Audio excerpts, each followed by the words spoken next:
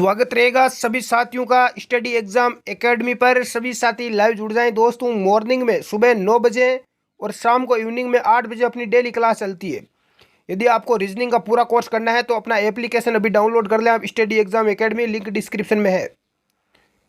उसके अंदर आपको रीजनिंग का पूरा कोर्स मिल जाएगा। साथ में राजस्थान पुलिस के लिए स्पेशल महिला बाल अपराध और कंप्यूटर की आपको ई बुक मिल जाएगी, जिसमें कंप्यूटर के आपको 3000 प्रश्न मिलेंगे प्रैक्टिस करने के लिए, और महिला बाल अपराध का पूरा सिलेबस और 500 प्लस आपको MCQ प्रश्न भी उसमें मिल जाएंगे।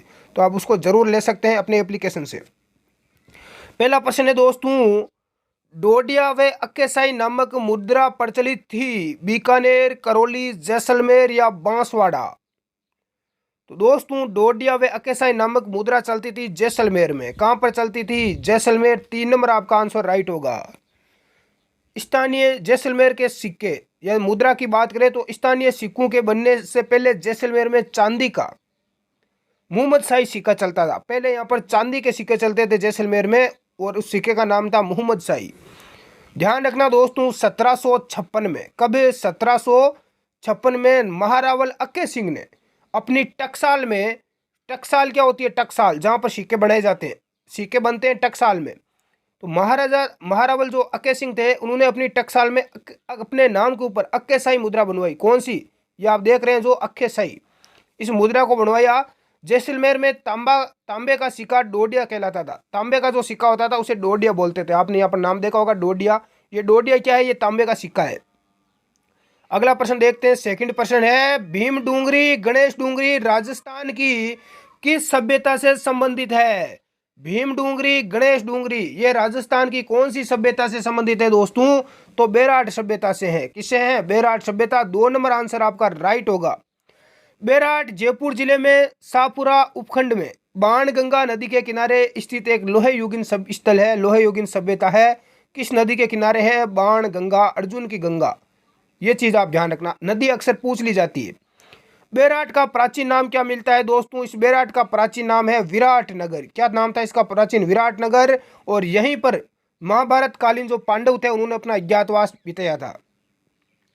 महाजनपद काल में मत्स्य जनपद की ये राजधानी थी। महाजनपद काल में ये मत्स्य जनपद की एकमात्र राजधानी थी राजस्थान में। ध्यान रखना। बेराट में बिज्जक की पहाड़ी, भीमजी की डूंगरी, महादेव जी की डूंगरी से उत्खनन कार्य किया गया। यहाँ से मौर्यकालीन तथा इसके बाद के समय के अवशेष भी यहाँ पर मिले थे। नेक्स्ट अगला प्रश्न देखते हैं दोस्तों, किस चौहान शासक ने पुष्कर में वराह मंदिर का निर्माण करवाया? पुष्कर अजमेर में जो वराह मंदिर है इसका निर्माण अजयराज, विग्रहराज चतुर्थ, अर्णोराज या पृथ्वीराज तृतीय? दोस्तों राइट आंसर आ चुका है सभी का, अर्णोराज।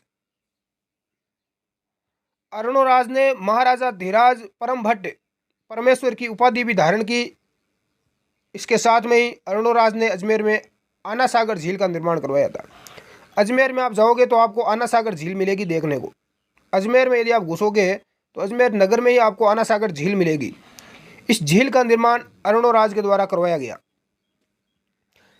इसके अलावा अर्णोराज ने पुष्कर में वराह मंदिर का निर्माण, ये देखो पुष्कर में वराह मंदिर का निर्माण इस अर्णोराज ने करवाया था। ये प्रश्न कई बार आ चुका है एग्जाम में। बिल्कुल। अगला प्रश्न देखते हैं नेक्स्ट।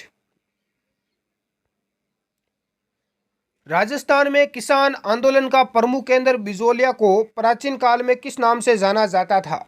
बिजोलिया को पुराने समय में किस नाम से जाना जाता था? तो राइट आंसर क्या हो जाएगा?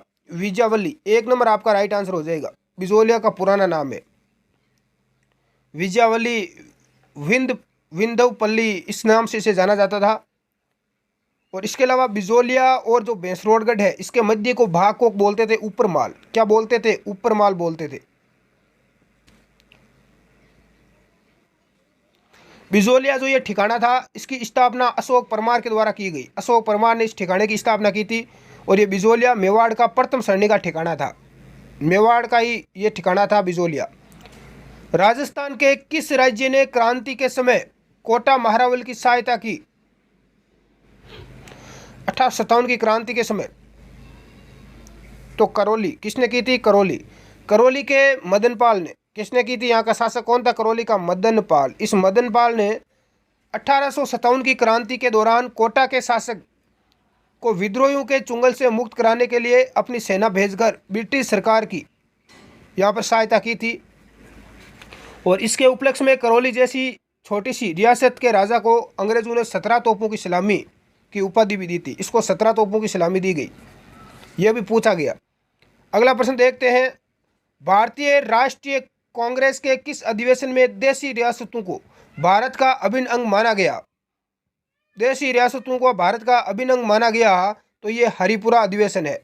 कौन सा अधिवेशन है? हरिपुरा। 2 नंबर आंसर आपका राइट आंसर। कब हुआ था हरिपुरा अधिवेशन? 1938 में हुआ था दोस्तों। कब हुआ था? 1938 में। इसकी अध्यक्षता सुभाष चंद्र बोस ने की थी। और वर्तमान में यह हरिपुरा गुजरात राज्य में है। किस राज्य में है? गुजरात में। अगला प्रश्न है, निम्नलिखित में से असुमेलित युग्म को छांटिए। सर्वाधिक क्षेत्रफल वाली रियासत मारवाड़ है, तो मारवाड़ क्षेत्रफल में सबसे बड़ी रियासत है, सभी को पता है। अगला है, न्यूनतम क्षेत्रफल वाली रियासत शाहपुरा भीलवाड़ा है, तो शाहपुरा न्यूनतम है, बिल्कुल राइट है। राजस्थान में सर्वाधिक जनसंख्या वाली रियासत जयपुर है, तो यह भी राइट आंसर है। न्यूनतम जनसंख्या वाली रियासत झालावाड़, ये यहाँ पर गलत है, ये यहाँ पर असम्मत गलत हो जाएगा, असंगत हो जाएगा। सबसे कम जनसंख्या वाली यो सबसे कम क्षेत्रफल वाली जो रियासत थी वो थी शाहपुरा। कौन सी थी? शाहपुरा। तो 4 नंबर आपका राइट है। मोतीलाल तेजावत का जन्म किस परिवार में हुआ? बंजारा, भील, ओसवाल या जाट? तो ओसवाल परिवार में हुआ था मोतीलाल तेजावत का जन्म 1886 में। कब हुआ था? 1886 में कोलियारी गांव उदयपुर में इसका जन्म होता है। और इसका उपनाम क्या है मोतीलाल तेजावत का? इसको उपनाम से जानते हैं बाऊजी। क्या नाम है इसका? बाऊजी।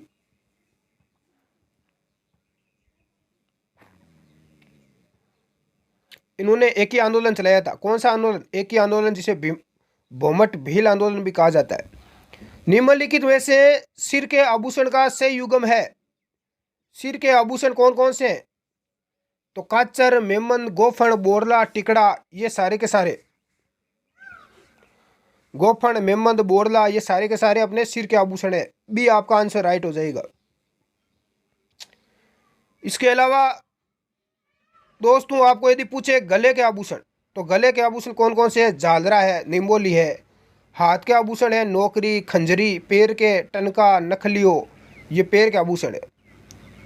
नेक्स्ट है कि ठप्पा संरक्षण एवं संवर्धन हेतु 2009 में पद्मश्री प्राप्त रामकिशोर छिंपा का संबंध किस प्रिंट से है? तो रामकिशोर छिंपा का संबंध किस प्रिंट से है दोस्तों? बिल्कुल बगरू प्रिंट से है। 2 नंबर आंसर आपका राइट हो जाएगा। जो अजरक प्रिंट है ये पूछी जाती है, ये बाड़मेर की प्रसिद्ध है। कहाँ की प्रसिद्ध है? बाड़मेर। सांगानेरी प्रिंट इसमें मलमली कपड़ों पर छपाई हेतु प्रसिद्ध है। नेक्स्ट है कि निम्नलिखित में से सही सुमेलित युग्म कौन सा है? रास्तुड़ा नृत्य बाड़मेर। रास्तुड़ा नृत्य यहाँ पर जैसलमेर दे रखा है, जो यहाँ पर गलत है। सही सुमेलित युग्म बताना है, ये भी गलत है। दूसरा है झूमरा नृत्य जैसलमेर का है, यहाँ पर बीकानेर दे रखा है, गलत है। चरकुला नृत्य मेवात क्षेत्र का है, यहाँ पर कोटा दे रखा है, गलत है। और मोहिली नृत्य ये प्रतापगढ़ का है, तो ये 4 नंबर आंसर आपका राइट है। अगला प्रश्न है कि कर्नल जेम्स टोड ने किसे ताजमहल को छोड़कर देश की सबसे सुंदर इमारत बताया? रणकपुर जैन मंदिर, श्रीनाथ मंदिर, देलवाड़ा का जैन मंदिर, सोनी जी की नसिया। अजमेर में सोनी जी की नसिया। तो सबसे सुंदर किसे बताया दोस्तों? तो राइट आंसर हो जाएगा देलवाड़ा के जैन मंदिरों को बताया था। ताजमहल को छोड़ने के बाद देश में आपको कोई सुंदर इमारत मिलेगी तो वो कौन है?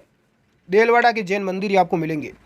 माउंट आबू सिरोही में है, श्वेतांबर जैन मंदिरों का समूह है यहाँ पर। और इनका निर्माण 11वीं से 13वीं शताब्दी में हुआ था, नागर शैली में। और भारत सरकार ने इस पर डाक टिकट भी जारी किया था 2009 में। 2009 में इसके ऊपर डाक टिकट भी जारी हो चुका है देलवाड़ा जैन मंदिरों पर। अगला प्रश्न देखते हैं दोस्तों, राजस्थान के मध्य पूर्वी भाग की प्रधान बोली कौन सी है? मेवाड़ी, मालवी, ढूंढाड़ी या मारवाड़ी? राजस्थान के मध्य और पूर्वी भाग की प्रधान बोली कौन सी है? तो ये ढूंढाड़ी है। कौन सी है? ढूंढाड़ी। 3 नंबर आंसर आपका राइट हो जाएगा। अजमेर नहीं, जयपुर, आमेर, दौसा, टोंक और किशनगढ़ क्षेत्र में ये बोली जाती है ढूंढाड़ी। इसकी उपबोलियां हैं तोरावाटी, राजावाटी, हाड़ौती, अजमेरी, किशनगढ़ी। अगला प्रश्न है, रामदेव जी से संबंधित शब्दावली में से असंगत युग्म कौन सा है? रामदेव जी के जयकारे बादली, रामदेव जी के गीत छावली, रामदेव जी के भक्तों को रिखिया बोलते हैं, रामदेव जी की तो ध्वजा आती है ध्वजा, उसे नेजा बोलते हैं। तो राइट आंसर है दोस्तों नेजा क्या है? रामदेव जी की जो पंचरंगी 5 रंग की जो सफेद ध्वजा होती है उसे बोलते हैं नेजा। तो ये तो आपका राइट हो जाएगा। जातरू, जातरू क्या होते हैं? रामदेव जी के जो पैदल तीर्थयात्री होते हैं उसे जातरू बोलते हैं। रिखिया, रिखिया दे रखा है, तो रिखिया कौन है? रामदेव जी के जो मेघवाल जाति के भक्त है वो उन्हें रिखिया बोलते हैं, ये भी राइट है। रामदेव जी के जो गीत होते हैं, भक्तों द्वारा गाए जाने वाले भजन, उन्हें क्या बोलते हैं? उन्हें ब्यावले बोलते हैं। तो ये यहाँ पर छावली, ये गलत है, तो 2 नंबर आपका गलत हो जाएगा। बिल्कुल यहाँ पर बहुत ही शानदार। संत रैदास की छतरी किस जिले में है? करौली, चित्तौड़गढ़, सिरोही या उदयपुर? संत रैदास रामानंद के शिष्य और मीराबाई के गुरु थे। इस रैदास की छतरी चित्तौड़गढ़ दुर्ग में है। कहाँ पर है? चित्तौड़गढ़ के किले में है। 2 नंबर आपका राइट हो जाएगा। मीरा के गुरु थे मीराबाई।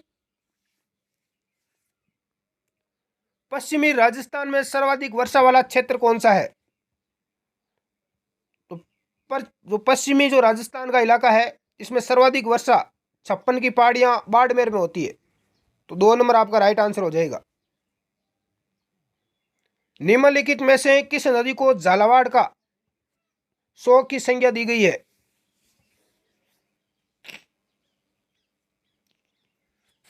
तो दोस्तों झालावाड़ का शोक कहा जाता है काली सिंध नदी को। किस नदी को? काली सिंध। क्योंकि झालावाड़ में इसके कारण बाढ़ की स्थिति उत्पन्न हो जाती है। काली सिंध नदी के कारण बाढ़ आ जाती है। बात करें हम काली सिंध नदी की, तो इस नदी का उद्गम होता है बागली ग्राम की पहाड़ियां मध्य प्रदेश से आती है। राजस्थान में काली सिंध का प्रवेश बिंदा झालावाड़ से होता है और नानेरा कोटा में चंबल नदी में यह मिल जाती है। इतना काफी है। किस भौगोलिक क्षेत्र में उप आर्द्र जलवायु होती है? तो अरावली पर्वतीय प्रदेश में होती है। 4 नंबर आंसर आपका राइट हो जाएगा। यहाँ 40 से 60 सेंटीमीटर वर्षा होती है। अगला प्रश्न देखते हैं, राजस्थान का पहला पारिस्थितिकी संवेदनशील क्षेत्र किसे घोषित किया गया? माउंट आबू अभयारण्य। बिल्कुल, माउंट आबू अभयारण्य को 2009 में घोषित किया गया था। कब किया गया? 2009 में। बी आंसर आपका राइट हो जाएगा। इसके अलावा माउंट आबू जो अभयारण्य है यह जंगली मुर्गों के लिए प्रसिद्ध है। किसके लिए प्रसिद्ध है? जंगली मुर्गों के लिए। राष्ट्रीय मरु उद्यान आपको ऑप्शन में दे रखा है। राष्ट्रीय मरु उद्यान ये कहाँ पर है? यह जैसलमेर और बाड़मेर में है। आकल गांव जीवाश्म पार्क यही है। इसके अलावा माउंट आबू अभयारण्य सिरोही में बता दिया मैंने। कुंभलगढ़ अभयारण्य, कुंभलगढ़ अभयारण्य राजसमंद, पाली, उदयपुर जिलों में फैला हुआ है। यहाँ रणकपुर के जैन मंदिर भी स्थित है। नाहरगढ़ अभयारण्य जयपुर में है। राजस्थान का पहला जैविक उद्यान नाहरगढ़ अभयारण्य। कृषि क्षेत्रफल तथा उत्पादन की दृष्टि से राजस्थान की किस फसल का भारत में प्रथम स्थान है? मक्का, बाजरा, गेहूं या जौ? तो राजस्थान में आपको बाजरा मिलेगा। 2 नंबर राइट आंसर है। राजस्थान में सर्वाधिक बोया जाने वाला खाद्यान्न है बाजरा। क्षेत्रफल और उत्पादन की दृष्टि से राजस्थान का भारत में प्रथम स्थान है। रेतीली मिट्टी है यहाँ की। और सर्वाधिक बात करें तो बाड़मेर, जोधपुर, नागौर और जालोर जिले में सर्वाधिक होता है। चंबल नदी पर बना राजस्थान का प्रथम बांध कौन सा है? जवाहर सागर बांध, राणा प्रताप सागर, कोटा बैराज या गांधी सागर? तो कोटा बैराज बांध है चंबल नदी पर बना प्रथम बांध, ये ध्यान रखना। इस बांध का निर्माण 1954 में किया गया था। कब किया गया? 1954 में। मल्लीनाथ पशु मेला कहाँ बढ़ता है? झालावाड़, हनुमानगढ़, अजमेर या बाड़मेर? मल्लीनाथ पशु मेला बाड़मेर में बढ़ता है दोस्तों। 4 नंबर राइट हो जाएगा। यह मेला तिलवाड़ा बाड़मेर में चैत्र कृष्ण एकम से लेकर चैत्र शुक्ल एकादशी तक बढ़ता है। इस मेले में सर्वाधिक थार पारकर नस्ल के पशु आते हैं। झालावाड़ में बात करें तो झालावाड़ में गोमती सागर पशु मेला और चंद्रभागा पशु मेले का आयोजन होता है। हनुमानगढ़ में गोगामेड़ी पशु मेला बढ़ता है। और अजमेर जो पुष्कर है, यहाँ पर आप सभी को पता ही है, पुष्कर में जो मेला बढ़ता है कार्तिक महीने में। निम्नलिखित में से कौन सा केंद्रीय थर्मल पावर प्रोजेक्ट है? केंद्रीय थर्मल पावर प्रोजेक्ट कौन सा है? तो अंता गैस थर्मल पावर प्रोजेक्ट है, जो कि बाराक जिले में है। कहाँ पर है? बारां जिले में।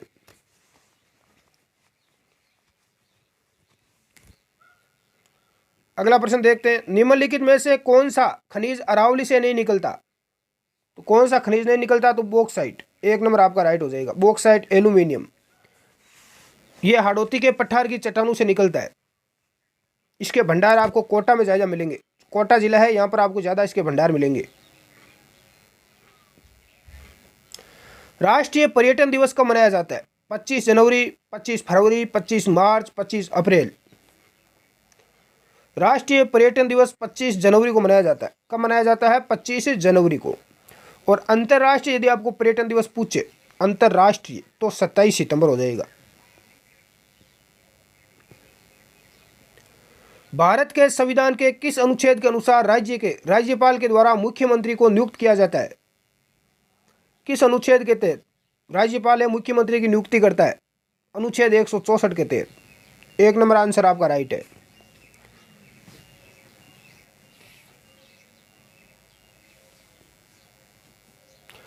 राज्य की जो वास्तविक कार्यपालिका की शक्ति है वो मुख्यमंत्री के पास होती है, और मुख्यमंत्री बहुमत दल का नेता भी होता है। अगला प्रश्न है कि देश प्रतिषेध अधिनियम में सलाहकार बोर्ड में कितने सदस्य होते हैं?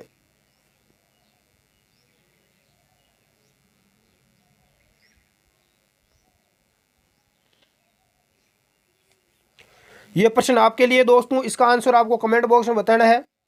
आज की क्लास में इतना ही, मिलते हैं हम नेक्स्ट क्लास में। धन्यवाद, जय हिंद साथियों। क्लास को लाइक और शेयर जरूर करें।